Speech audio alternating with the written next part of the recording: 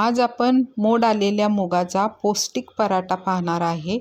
आता स्कूलमध्ये मुलांना जर हा पराठा बनवून दिला, कधीतरी चपाती खायची कंटाळा येते, तेव्हा हा पराठा मुलांना नक्कीच आवडेल। तर हा व्हिडिओ तुम्ही शेवटपर्यंत पहा। नमस्कार, रॉयल किचन मराठीमध्ये आपले सर्वांचे मनापासून स्वागत।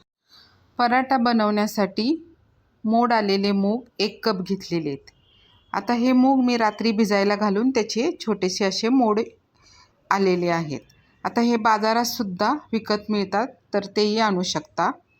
आता हे मूग मिक्सरचं छोटं भांडं घ्यायचं आहे, त्याच्यामध्ये हे मूग टाकून घ्यायचे। आता टाकल्यानंतर त्याच्यामध्ये 3 ते 4 लसूणच्या पाकळ्या घ्यायच्यात, 2 छोटे तुकडे आल्याचे घ्यायचे आहेत आणि त्यामध्ये 1 मिरची टाकलेली आहे। आता मुलं खात असेल तर मिरची स्किप करायची। आता हे मिक्सरला अगदी बारीक करायचं, पण त्यामध्ये पाणी टाकायचं नाही। वाटलं जातं कमी जास्त करून मस्तपैकी ही पेस्ट तयार होती। आता हे बघा, अशा पद्धतीने आपल्या मुगाची पेस्ट झालेली आहे। आता हे बाजूला करून एक बाउल घ्यायचा आणि त्यामध्ये मिक्सरला बारीक केलेली पेस्ट टाकून घ्यायची। आता ही पेस्ट टाकल्यानंतर त्यामध्ये काही मसाले जातील, तर पाव चमचा लाल तिखट टाकून घ्यायचं। त्यानंतर त्यामध्ये अर्धा चमचा धने पावडर टाकायची, पाव चमचा जिरे पावडर टाकून घ्यायची, पाव चमचा हळद टाकून घ्यायची आणि पाव चमचा गरम मसाला टाकायचा। आता यामध्ये चवीनुसार मीठ टाकून घ्यायचं। आता यामध्ये बारीक चिरून अशी पालकची भाजी टाकायची, ती मी पाऊण वाटी टाकलेली आहे। हे बाही चांगले मिक्स करून घ्यायची। आता हे आपल्याला पौष्टिक असा पराठा बनवायचा आहे। आता यामध्ये तुम्हाला जर कोथिंबीर थोडीशी टाकायची तेही टाकू शकतात, त्याचाही स्वाद खूप छान येतो पराठ्यामध्ये। आता चमच्याने चांगलं मिक्स करून घ्यायचं आहे। हे बघा, अशा पद्धतीने सर्व आपण मसाले मिक्स करून घेतलेले। आता त्यामध्ये 1 कप गव्हाचं पीठ टाकायचं आहे। आता हे आपण हातानेच चांगलं मिक्स करायचं। मसाल्याला जो गव्हाचं पीठ हे चांगलं एकत्र एकजीव करून घ्यायचं आणि आणखी लागलं तर त्यामध्ये टाकायचं। हे बघा, अजून आपल्याला गव्हाचं पीठ लागणार आहे, तर मी अर्धा कप गव्हाचं पीठ टाकून घ्यायचं आहे।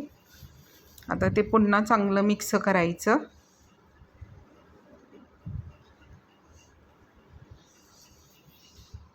हाताने चांगलं मिक्स केल्यानं एकजीव होतं असं। आता त्यामध्ये थोडंसं आता तेल टाकून घ्यायचं, 2 चमचे तेल टाकून घेतलेले आहे आणि परत मिक्स करून घ्यायचं। तेल चांगलं मिक्स करायचं। आता ह्याच्यामध्ये 1 चमचा तीळ टाकलेला आहे, मगाशी तीळ टाकायचा होता तो राहिला, आत्ता आठवलं की तीळ टाकलेला आहे 1 चमचा। आता ते चांगलं मिक्स करून घ्यायचं। आता हे सर्व एकजीव झाल्यानंतर त्यामध्ये थोडं थोडं करून पाणी टाकून घ्यायचं आहे। मी 1 कप पाणी घेतलेलं आहे। आता ते थोडं करून टाकायचं आणि चांगला त्याचा डो तयार करून घ्यायचा आहे। जसं लागल तसं पाणी टाकायचं। हे बघा, अशा पद्धतीने त्याचा डो तयार करून घेतलेला आहे। आता पाणी म्हणाल तर जास्त लागलेलं नाही आहे, पाव कपच पाणी लागलेलं आहे। आता हे 10 मिनटं झाकून ठेवल्यानंतर बघा, इतकं सॉफ्ट झालेला आहे ना हा डो। आता हा डो काय करायचा, एका पळपोटावर घ्यायचा आणि त्याचा चांगला रोल तयार करून घ्यायचा आहे। हे बघा, अशा पद्धतीने चांगला रोल तयार करून घ्यायचा. आता त्याचे छोटे छोटे असे गोळे काढून घ्यायचे आहेत.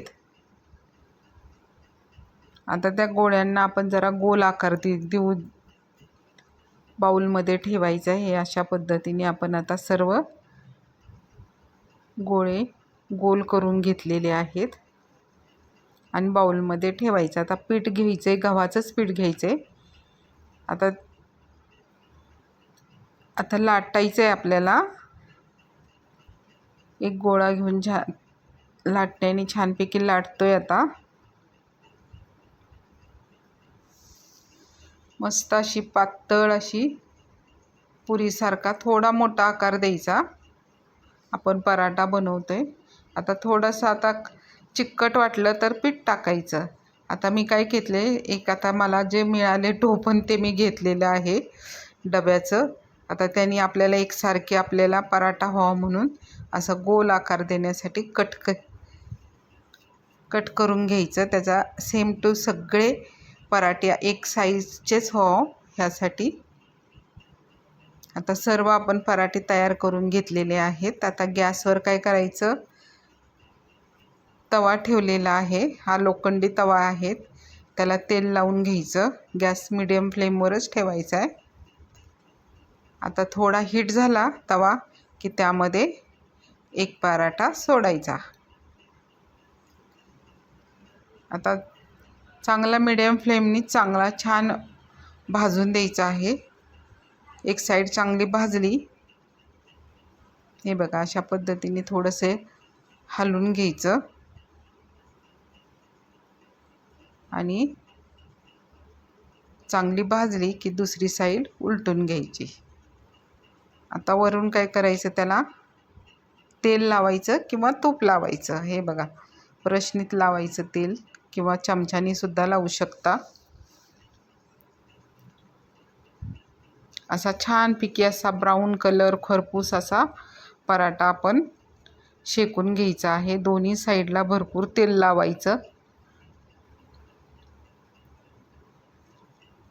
आता तुम्ही जर हा व्हिडिओ पाहत असाल तर एक लाईक करा आणि सबस्क्राईब पण करा. हे बघा, अशा पद्धतीने छानपैकी आपला मस्त खरपूस असा पराठा झालेला आहे. हा पराठा चवीला तर अगदी अप्रतिम लागतो आणि खाताना सुद्धा तुम्ही दहीसोबत खावा किंवा शेंगदाण्याच्या चटणीसोबत सुद्धा हा पराठा इतका चविष्ट लागतो. प्रवासात सुद्धा हे पराठे तुम्ही आरामात घेऊन जाऊ शकता.